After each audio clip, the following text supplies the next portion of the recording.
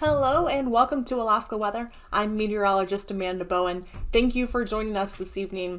I wanted to start off with kind of a gee whiz thing for today. If you're getting sick of the cold temperatures, never fear, because warming temperatures should be near. This is looking at the winter midpoint, so that point at which the average temperature for the day switches from getting colder every day to getting a little bit warmer every day. Now, that's not a guarantee of warming, but it means that a warming trend overall is on the way as we head into spring, even though it doesn't feel like it right now. So for most of the state, you can see that light mint color is indicating that winter midpoint happens between January 10th and January 14th, which is that period we're in right now, since today is January 12th. We do have some earlier time frames in that darker green, both for the southwest portion of the state as well as the southern panhandle, that midpoint happening before January 10th, and significantly later midpoint dates for the North Slope, unsurprisingly, happening after February 3rd. Taking a look at the actual weather that we are expecting with our hazardous weather over the next couple of days, we have winter weather advisories in effect for the North Slope as well as the Chukchi Sea coast right now. Those are all going to be for blowing snow and drifting snow with some windy conditions. For the Chukchi Sea coast, expect winds to about 50 miles per hour, and that winter weather advisory is in effect through 6 a.m. on Thursday.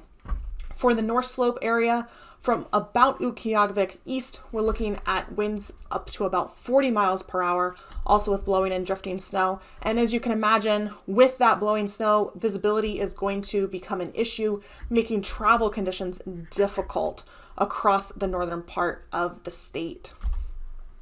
Heading into our satellite imagery, we can see over the northern part of the state, there's not a whole lot in the way of clouds, but what clouds we do have are indicating that trough that's in the area that's bringing those increased winds and causing that blowing snow.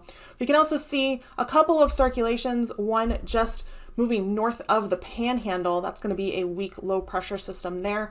And then a general circulation in the vicinity of the Alaska Peninsula and Kodiak Island, indicating another weak low pressure system there. So as we look at our surface chart, we can see all of those elements reflected on the chart itself. We have our low pressure system north of the panhandle that's bringing some snow showers and some high winds earlier today in the Juneau area. We also have our low pressure system over the Alaska Peninsula and Kodiak Island areas, and our trough over the northwestern portion of the state, bringing those increased winds and blowing and drifting snow. For tonight, that low over the panhandle is going to dissipate, but still some chances of snow and rain for the panhandle into tonight. Our low pressure system in the Alaska Peninsula is going to weaken, but still remain intact for some breezy winds as well as some snow showers in the area. And then we still have that tightened pressure gradient across the North Slope that's going to be bringing that blowing snow and difficult travel conditions. For Wednesday, we have our low over the Alaska Peninsula weakening even more, so really all that snow changing to snow showers at that point, so just on and off snow through the day on Wednesday. A trough developing over the northern Gulf, bringing some snow showers as well as some mixed precipitation, rain and snow showers to the panhandle. And then we'll still have some breezy conditions over the northern part of the state with some blowing snow there. For Thursday, we have our next low pressure system moving north through the Gulf, bringing an occluded front with some rain out ahead of that front, a rain-snow mix right along the coastal areas of the Gulf, and then some snow showers a little bit further inland. Also snow showers continuing for much of the Aleutians and the Bering Sea up through the Bering Strait, and still some increased winds over the northern part of the state with some blowing snow, particularly for the northwestern areas. Heading into our temperatures for Wednesday morning, for the south and southeastern portion of the state, we've got lows in the 30s for the panhandle with 37 at Ketchikan, 33 at Juneau. Colder temperatures across the southern mainland with 17 degrees at Anchorage and 9 at Talkeetna, but warming again as we head further south into the Kenai Peninsula with 30 degrees at Homer and 31 at Kodiak. For the northern part of the state, On Wednesday morning, below zero temperatures along the North Slope with 10 degrees at Dead Horse and 8 at AKwx. Warming a little bit as we head into the interior with -1 at Fairbanks and a +6 at Nome. And for the southwestern side, for Wednesday morning, we are looking at generally above zero temperatures, definitely colder along the west coast with 4 degrees at Emmenak, 1 degree at Meteorologist, and warming as we head down into the Aleutians as usual with about 23 degrees at King Salmon. And for Wednesday afternoon, we do see a warming trend for the Panhandle with temperatures getting up into the 40s for the southern Panhandle and into the 30s for portions of South Central and down into the Kenai Peninsula. We're actually looking at 27 at Anchorage, 24 at Talkeetna, as well as a warm spot of 39 degrees at Kodiak. For the northern part of the state on Wednesday afternoon, not a whole lot of warming happening from Wednesday morning's temperatures. Still looking at negatives across the North Slope, positives at least for the interior, as we see 4 degrees there at Fairbanks and a high of about 10 at the Denali National Park entrance. Wednesday afternoon for the southwestern portions of the state, we're looking at temperatures in the 30s for the Aleutians, 30 degrees at Dillingham, but a definite cooling trend over the west coast with 10 degrees at Nome, and it looks like about 13 degrees at Bethel. For Thursday morning, not a whole lot of change for the Panhandle, still looking at temperatures in the 30s for Thursday morning and mostly 20s across South Central with colder spots as you go further inland with 13 at Talkeetna and a -2 at Gokana on Thursday morning. For the North Slope, expect a cooling trend there as well with temperatures decreasing to the negative teens with negative 20s in some spots for the North Slope. And again, a little bit warmer across the interior, but still cooler than what we have been seeing with temperatures generally in the negatives. And Thursday morning across Southwest, we're looking at, once again, temperatures in the 20s to about 30 for the Aleutians and cooler along the West Coast with about -4 degrees there at Emmenak and -2 at Savunga. For Thursday afternoon, even a couple of degrees warmer for the Panhandle.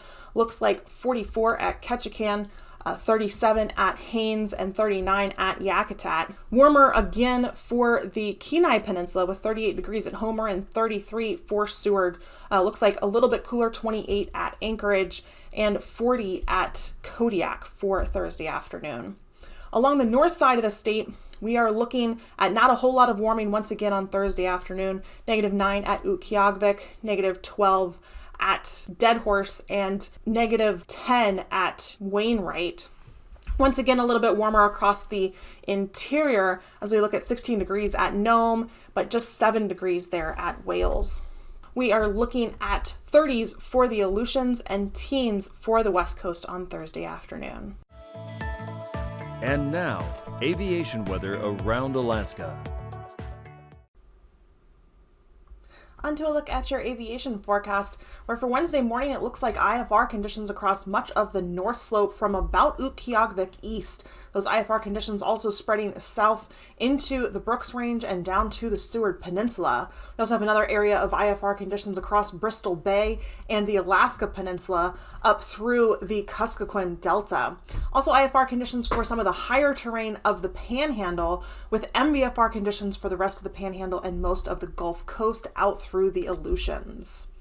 For Wednesday afternoon, we're looking at IFR conditions from the southern area of Norton Sound down through Bristol Bay again and also through the Alaska Peninsula. A smaller area of IFR conditions for the North Slope a little bit inland from the coast, and still IFR conditions for the southern Panhandle higher terrain. For Thursday morning, we are looking at IFR conditions continuing from about Nome down through the Alaska Peninsula. Also, some IFR conditions developing across Kodiak, and then an area from AKwx stretching south through the Brooks Range and then east to the Canadian border. For Thursday afternoon, still IFR conditions across portions of the North Slope around Utqiagvik and stretching down to the Brooks Range, and then a big area of IFR conditions for most of the northern Gulf, stretching all the way from the east side of the Alaska Peninsula across Kodiak Island, the south side of Kenai Peninsula, across to Yakutat, and through much of the Panhandle.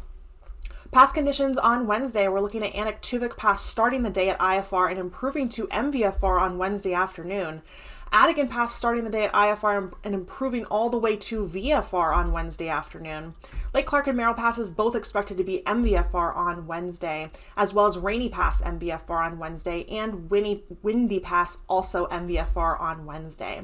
Isabel Pass starting Wednesday MVFR and improving to VFR on Wednesday afternoon. Mentasta Pass looking like VFR all day on Wednesday. Tanita Pass MVFR on Wednesday and Portage Pass also MVFR on Wednesday, with MVFR conditions also at Chilkoot and White Passes on Wednesday. Taking a look at our freezing levels, we've got cold air in place across the entire state.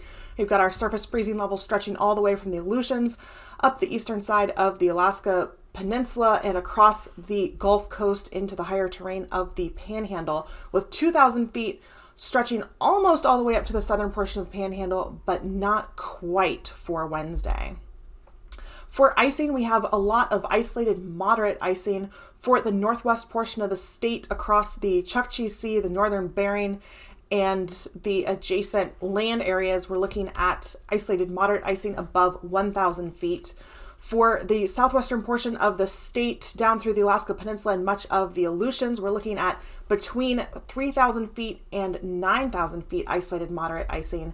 And then another area across the northern Gulf Coast above 5,000 feet, including the Panhandle.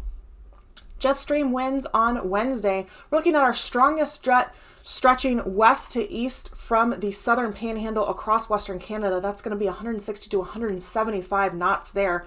Also 120 to 125 knots out of the southwest and west, stretching up into the northern Gulf just south of Kodiak Island. And a secondary jet 75 to 110 knots out of the northwest, stretching from the central Aleutians south into the Pacific Ocean. For 9,000 foot winds on Wednesday, not a lot of strong winds at this level for Wednesday. 25 to 35 knots out of the southwest for the Panhandle, 30 to 40 knots out of the south for the Alaska Peninsula and up into the south central area. And we also have a peak off the northwest coast over the Chukchi Sea, 25 to 35 knots out of the southeast there. And at 3,000 feet, we actually have our strongest winds over the northwest portion of the state, stretching from that northwest coast over the Chukchi Sea, peaking at about 65 knots out of the southeast. So quite strong winds around and adjacent to the Chukchi Sea on Wednesday. And finally, with our turbulence, where we saw those strong winds at 3,000 feet over the northwest portion of the state from about Utqiagvik, south and west from there, we're looking at the possibility of some isolated severe turbulence below 4,000 feet for that area on Wednesday. So definitely something to pay attention to if you have any plans to be flying in the area tomorrow. And then another area of considerable moderate turbulence over the Panhandle below about 6,000 feet.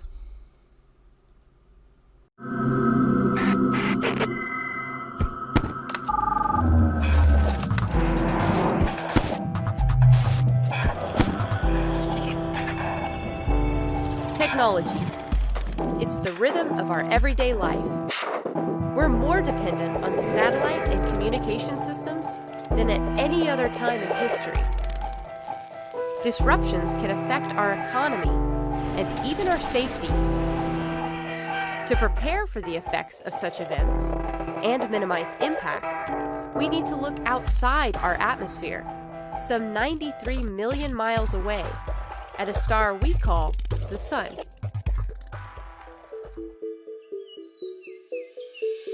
It's our main energy source.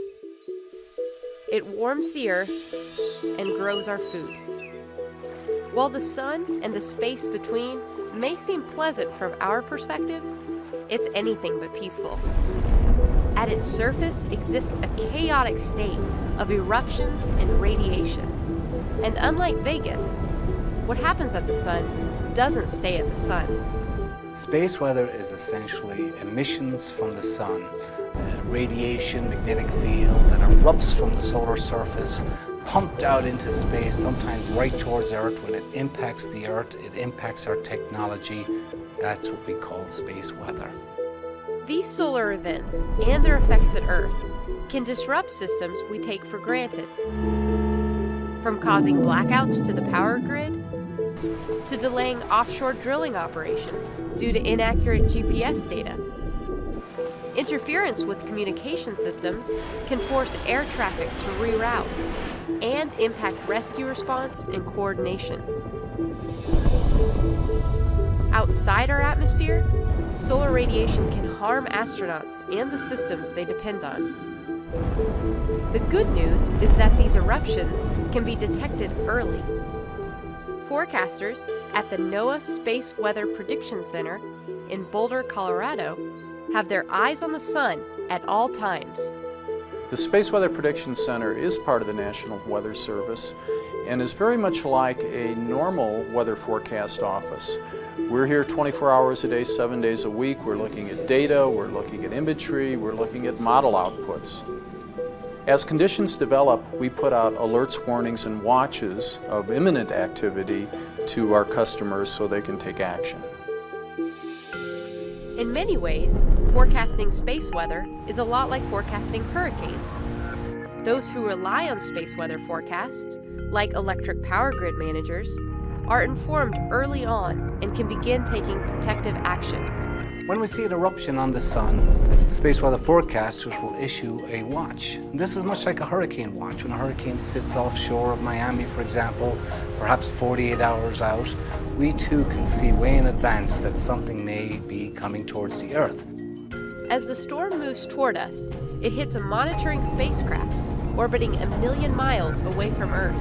It's kind of our buoy sitting out there offshore, and that hurricane, about 45 minutes before it makes landfall, we'll get the measurements from the buoy. That's what this spacecraft does for us. That big eruption that left the sun hits the spacecraft. Now we've got the measurements of exactly what's going to impact us here on Earth, and we issue the warnings to give the power grid a heads up that the storm is now imminent. An interesting element to this whole process is that when the forecasters issue the alert, the power grid receives the alert, takes the necessary actions to protect the grid, and the average citizen never knows anything ever happened. The number of customers who rely on space weather information continues to grow. As our reliance on technology increases, so will our need for constant monitoring of the sun.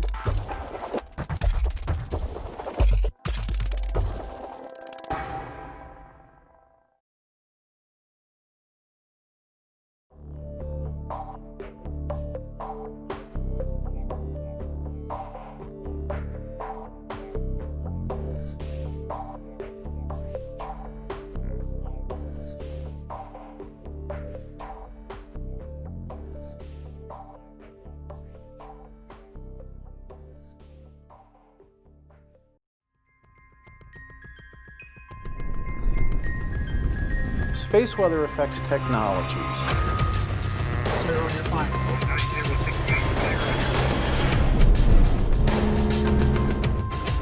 As conditions develop, we put out alerts, warnings, and watches to our customers so they can take action.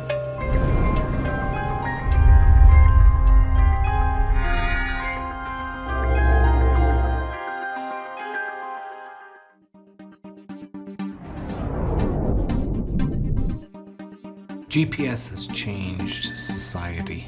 Most people don't realize how remarkable and how many different applications there are.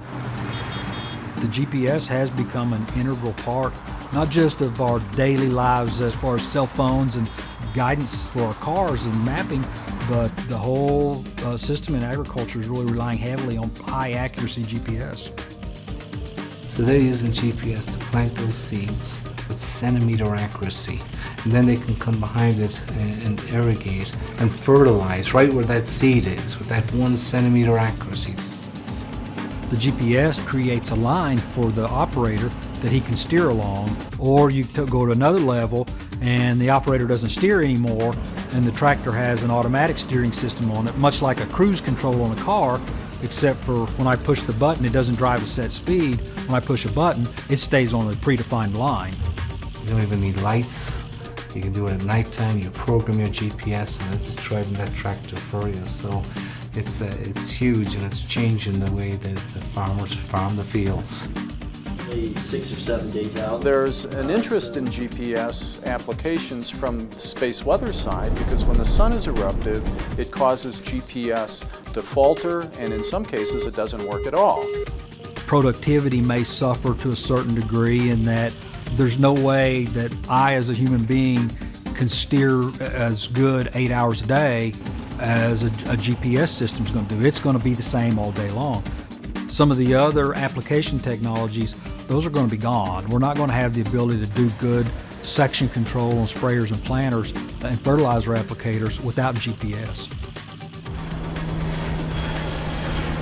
We see a huge growing customer base in so many different industries, so many different sectors now relying on GPS and high precision GPS.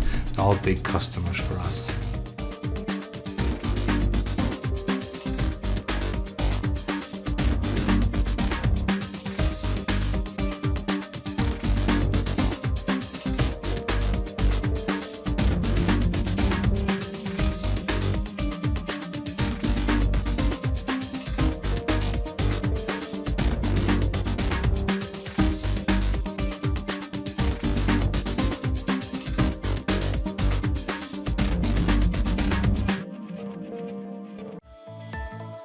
And now, marine weather around Alaska.